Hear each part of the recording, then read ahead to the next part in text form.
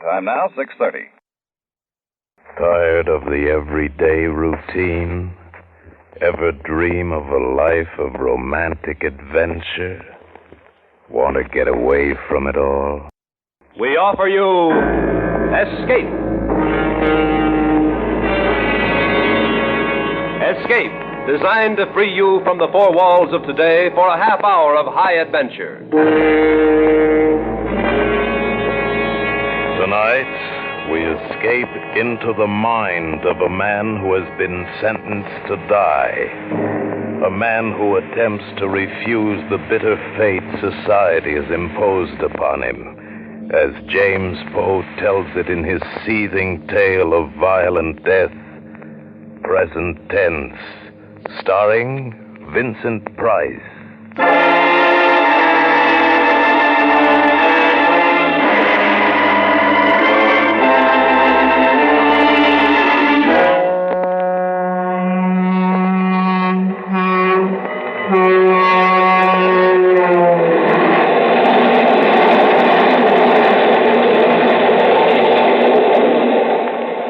Dim pain, the cold, dark land wheels away, and the hills beyond, below the stars, are black and sharp. Dead hills, dark sky. Cold steel below my feet, cold as the face of the officer at my side, cold as the cuffs which link my arm to his, which join us on this journey to the prison where I die. Want a cigarette? No. Go on, take one. No, I don't use them. Oh. Has this happened to you before? What? Being handcuffed to a murderer. Has it happened to you before? Sure, plenty of times. To an axe murderer? Yeah, there's nothing special, brother. Lots of guys axe their wives, lots of them. I could have escaped after it happened, but I didn't, and now it's too late. Late. Late, ever too late. Never too late, too late, too late. Escape. Escape. If the train were to be wrecked, if the detective were to be killed. Late. Late. The sweet escape. The light escape. The crash escape.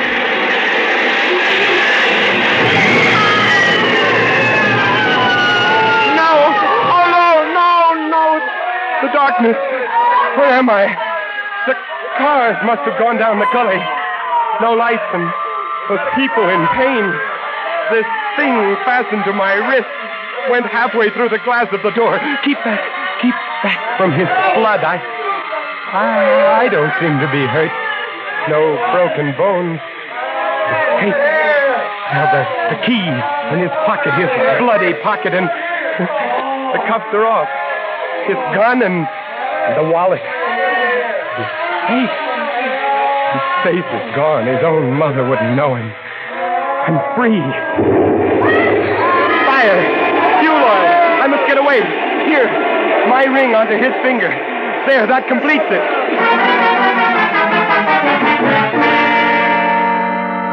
Number 63 from Bakersfield now arriving. Please claim your luggage as secured. Taxi, mister? Yes.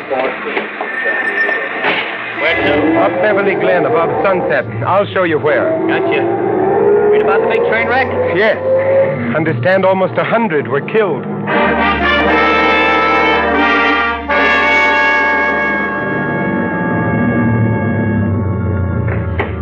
Here you are. Keep the change. Thanks. My home. It looked so small, so shabby. No one took care of it during the trial. No one cared. No one. No one cares now, but that's good. I like that. I'll be alone, and I won't let the neighbors see me, and I'll sleep and figure out where I go next. The light. Someone's in there. And? The whole thing went so slick. You'll always be the brains of those others, won't you? Always. You bet I will, baby. Bet I will. No, it can't be. She's dead. I know she's dead. Want another bottle of beer, honey, huh? Yeah, sure, it's cold. You bet it's cold. But I'm not. You said a mouthful there. That husband of mine was never able to make me feel like this. Takes a man, baby. All he could do was sit around and write those poems all the time. We framed it so good that even he thought he killed you.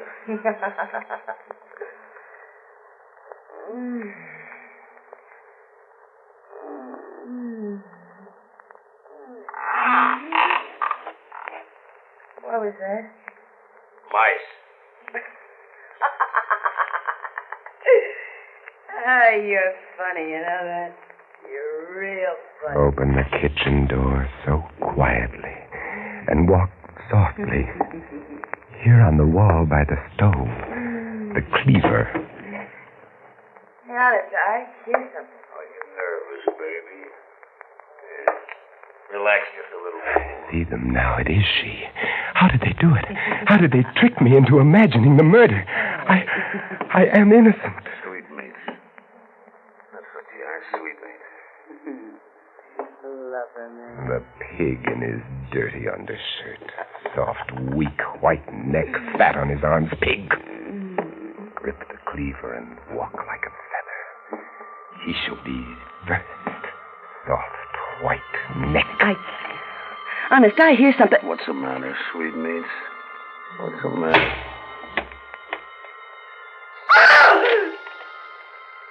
You killed him! Yes, and now you. No! I was innocent, and I thought myself guilty, and now I am truly guilty, and never in my life have I felt so innocent.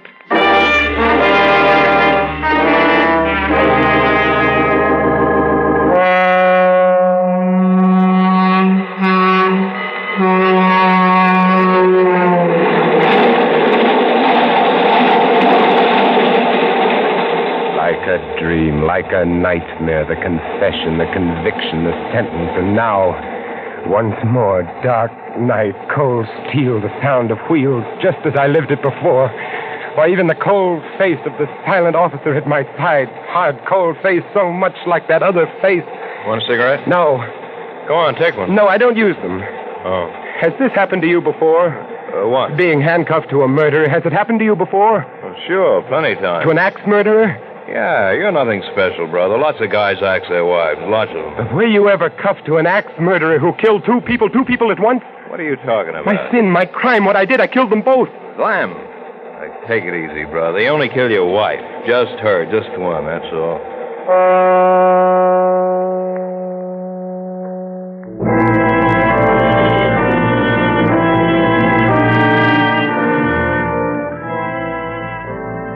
It has been raining for some days now, and beyond the barred window, the leaden sky bleeds sorrow on the barren land, the lonely land, the land beyond the prison wall. The sky was blue when first I came here, blue, so blue. And now it has become as the walls of my cell, of all our cells.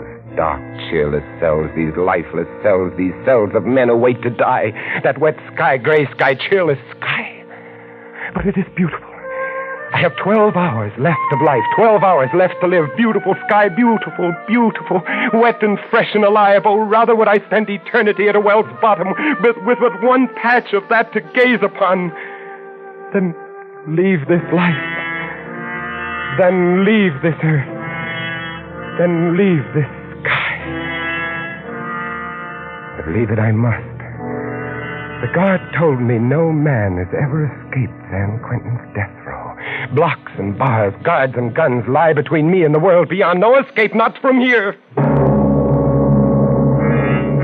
But wouldn't it be nobler to gamble my life in bold attempt and lay it down in reckless resignation, eh? So, now to get out of this super-guarded area.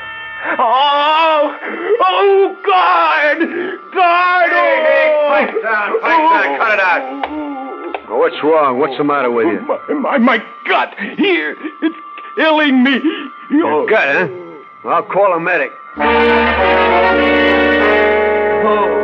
Now, as I press, you tell me where it hurts. Everywhere, all over down here. There! Oh, don't touch that place again. Call the ambulance. Right. This man's got appendicitis. Oh, something. Well, what do I do? Why didn't they send somebody with you? The interns are all tied up. They're giving shots today. Well, he's acting kind of crazy. Let's get him over to the hospital block. Now, hurry. I can't drive any faster. My windshield's steamed up. So wipe it. You got a rag? Yeah, here. You could use my handkerchief. Okay, pal. Give him the handkerchief. Oh, my God! What the... Keep right on driving through the gate, or the top of your head comes off. You won't get away with this? I will. I'm betting my life that I will. How far back is the prison? About 15 miles. At least that. Okay, pull over. I'm taking her from here. And you two. I want your money, your clothes. And then you can walk back and explain about me. Explain about him.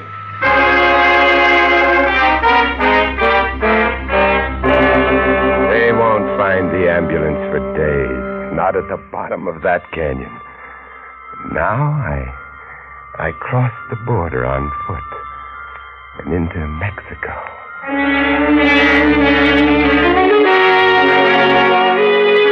You drink, senor. Oh, thank you. Say, when does the next bus leave for Mexico City? At 12 o'clock, senor. A little card, bought in a back room with no questions asked, and I become a tourist. 4 days' growth of beard, and I become poor. An empty suitcase with a butterfly net strapped to its outside, and I become a source of amusement. A funny, dumb gringo. And who looks with suspicion on the funny, dumb gringo tourist who is poor? Mexico City is beautiful, but not when you are hungry. Not when you are an American who is hungry. Americans aren't supposed to be hungry. What can I do? All I know is writing, the writing of poetry. There is one place I might sell some poems. Pollen. His magazine prints some English stuff. Perhaps... Well, why not? I have 3 pesos left. Buy some paper, a pencil, sit in the park, write, and storm the bastion.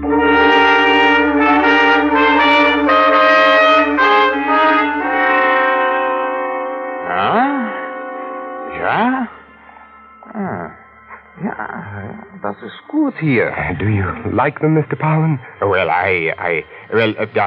excuse me. Lucida, I have some poems here. Oh, let me see. The river doubled, dreaming troubled, fester passion of my soul. Ah, muy bueno. Yeah, that is just what I thought. You are too kind. The poet should read his own work. that drips sweet droplets, passion's goblets, fate's thy roll.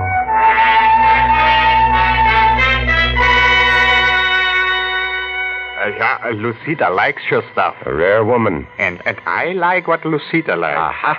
She says we do a book of your stuff. Oh? So here's an advance. Too much. Take it. When the book. That it is. Right. Got the poem? I'll get them. Your name is? Smith. No good, $2. So true. I'll make a new one. Please do. And so? Good day, and I'll be back. In 30 days. With the poem.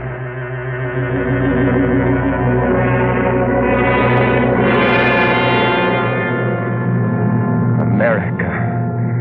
Miles below, the bleak brown mountains, the desert yellow and red. My own, my native land.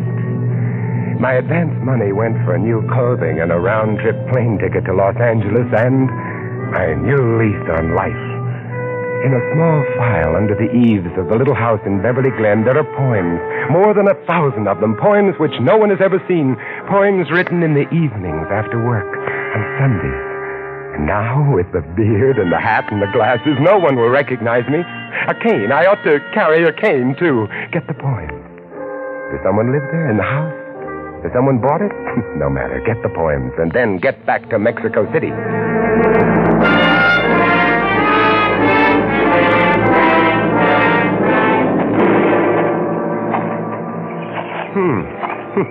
Someone is living here. I wonder who. The hedge is trimmed. And my hammock. Someone's put on a new canvas cover. Fred, get the door. When you get it yourself, baby, I'm shaving. Oh, all right. Yeah? Oh, no, it can't be. Well, what do you want? Her face, it's Mary, but I thought I killed her. Who is it, baby? Well, what is it, mister? What do you want here? Are you the lady at the house? Huh? Who's that at the door? Some creep with a beard. Yeah, I'm the lady of the house, but I don't want to buy anything. Well, what is it, Santa Claus? What do you want? Are you the man of the house? Yeah, I'm the man of the house. That's sweetmeat. I'll say. So what of it? I'm making a survey. I'd like to ask a few questions. May I come in? Well, I don't know. Ah, let him. What's the difference? Thank you. First, your name. Name? Yes, please. Fred Sneed. Hey, where's he going? Mister, what do you want in my kitchen? The cleaver, Mary. Don't you know me? Mary. Hey, who are you, mister? Look close, Mary. The cleaver. Put it down. Know me? Know the man you tricked into San Quentin? No, don't. Put down that... You killed him! Yes, Mary. Yes. No!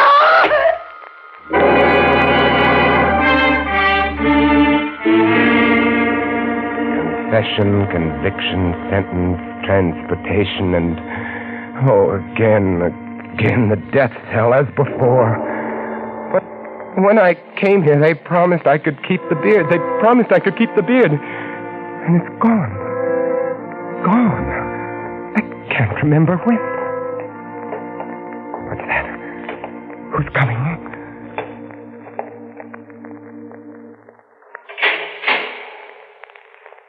Ready? Ready. It's time to go, my son. Time to go. You've refused my help up to now. But perhaps you'd like to walk with me. Rather beside you, Padre, than beside one of these mercenaries. My legs, the muscles quiver, not with fear, no, but with the desire to feel themselves moving, straining, acting, while yet there is time. I'm not afraid, but this body, I hate the thought of its being killed by these men. My beautiful body, soon it will be dead, cold, rotting dead. It will rot. No, they must not do this to me. You must be brave, my son. My body. Years I spent with the great corporeal master, the yogi, learning my bodily purpose, my bodily care, the use of willpower to control my body. The yogi. My teacher, yes. I shall use yoga. Suspend my breathing and become invulnerable to their gas. Suspend my body functions to the point of death and fool their doctor, of course. Oh, yes, the greatest escape of them all, and this time I must succeed.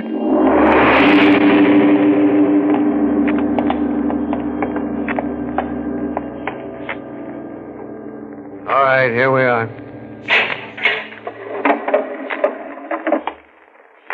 The room is so small. Somehow I had imagined it would be larger.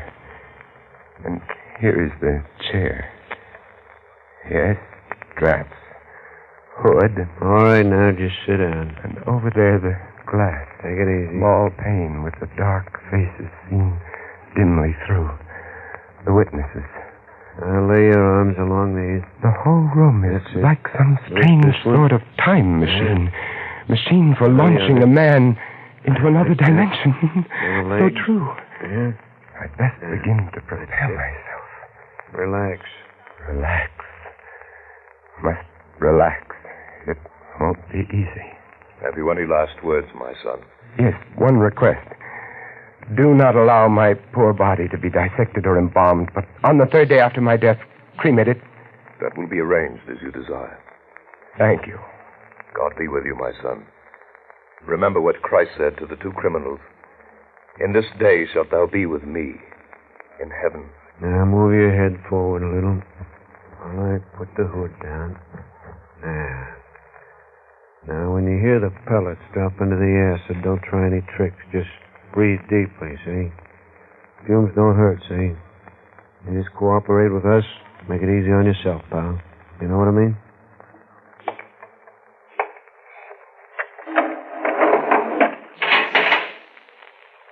Dark here under the hood. Now, the last breath. as the yogi taught me. And the lungs hold it. Body limp, all muscles, tendons, joints. Relax, all slow the bloodstream, lock the breath. Hold.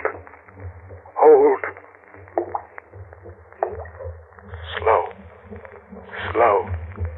Hold. Suspend all bodily functions. Hold.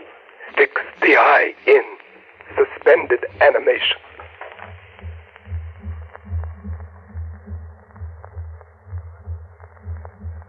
Gently fix the mind on time.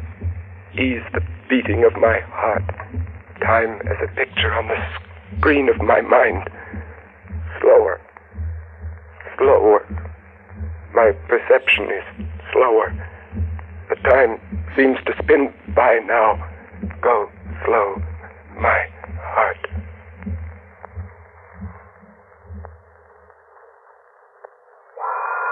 The ventilators go on, clearing the air of the poisonous fumes. Now the doctor will come with his stethoscope. I will my limbs to stiffness, my flesh to coldness. All right, it's clear, Doctor. You can go on in. Well, let's see now. Respiration ceased. Heart stopped. By the authority vested in me by the state of California, I pronounce this man dead. I will myself to consciousness in 6 hours' time.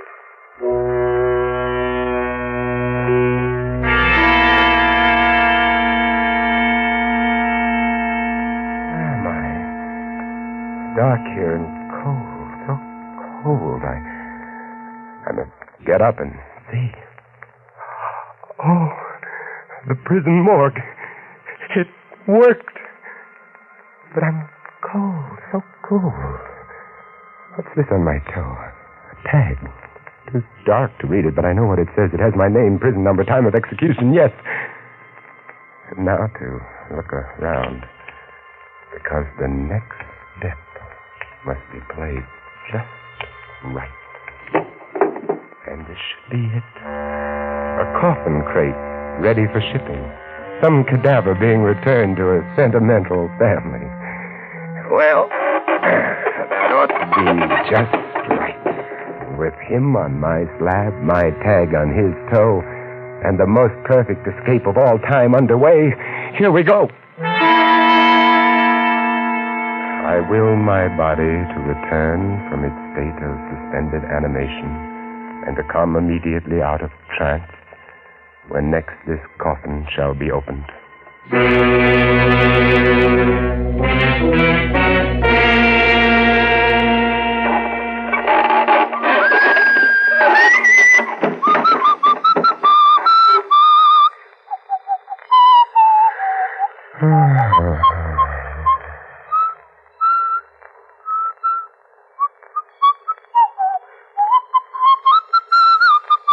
Hello, old man.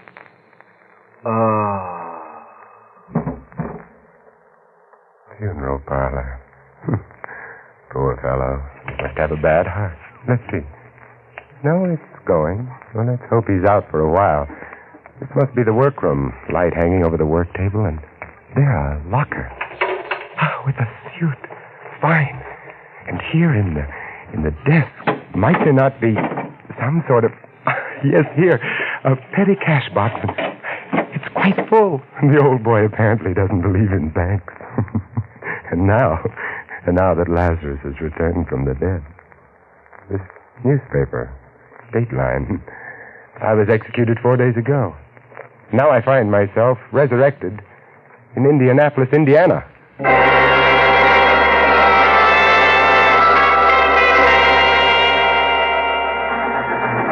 Los Angeles, California. This is Los Angeles. You can claim your baggage in the station or on the platform.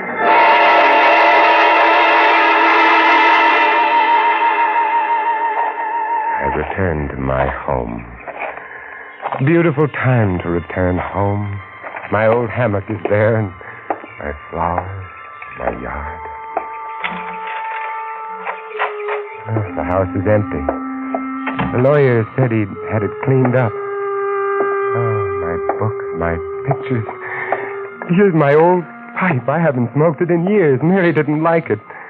But now she's gone. I don't hate her anymore. Tobacco's still fairly fresh. Fill the pipe. There's that detective story I never got to finish. Now I'll have time. Now I'll have lots of time. Time to smoke and read and write and rest. Oh, the sun's almost down. Twilight. Wonderful time to get outside. Cool, sweet air. Wonder what kind of birds those are.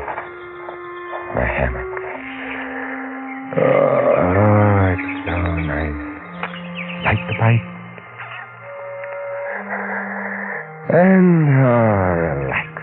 Wish I could remember what page I was on, but no matter. I can begin again. I've got all the time in the world.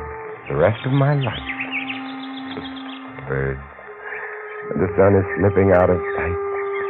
Death of the sun. How red the sky. How soft those clouds. So lovely, so lovely. What's that? Birds playing in the fish pond. Look at them. Happy birds. And hissing. The neighbor is turning on his lawn sprinkling system. Lie here and smell the cool air. Evening coming on. Sky grows darker. Lie in the gathering twilight. Death of the day, birth of the night. Sweet softness of the summer night coming. Soon the stars. Oh, it's lovely, heavenly, just like heaven. Lie and swing, rock and rock, to and fro. Heavenly, heavenly.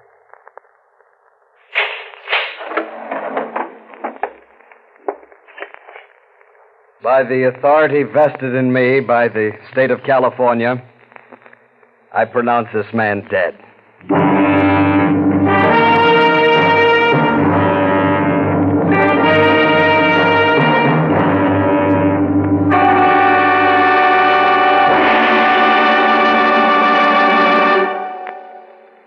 Escape is produced and directed by William N. Robeson.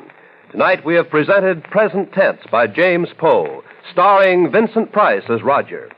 Featured in the cast were Charles McGraw as Fred Sneed, Joan Banks as Mary, Harry Bartell as the Doctor, and Ben Wright as Pollen. Also heard were Tom Tully, William Lally, Jeff Corey, and Paul Frees. Special music was arranged and conducted by Del Castillo. Next week. You are alone at the controls of an experimental rocket aircraft, about to be hurled 40 miles out from the Earth's surface into the limitless boundaries of space, into a nothingness from which there may be no escape. Next week, we escape with Graham Doer's imaginative and widely discussed story of a rocket pilot who receives the strangest and most terrible warning in the history of man, the outer limit. Goodbye, then, until this same time next week, when once again we offer you Escape. When Bob Hope visits Bing Crosby on Bing's CBS show tomorrow night, they'll be singing a duet called Have I Told You Lately? That's a good theme for Bing and Bob, for you know and I know that when the two lads get together, the gags about each other's shortcomings fly thick and fast. Tomorrow night, with National Sauerkraut Week as the springboard, Bing and Bob promise one of their most hilarious meetings. So don't miss the CBS Bing Crosby Show, which is heard on most of these same stations. Now stay tuned for Pursuit, which follows immediately on most of these same CBS stations. This is CBS, where Wednesday night is Bing Crosby night, the Columbia Broadcasting System.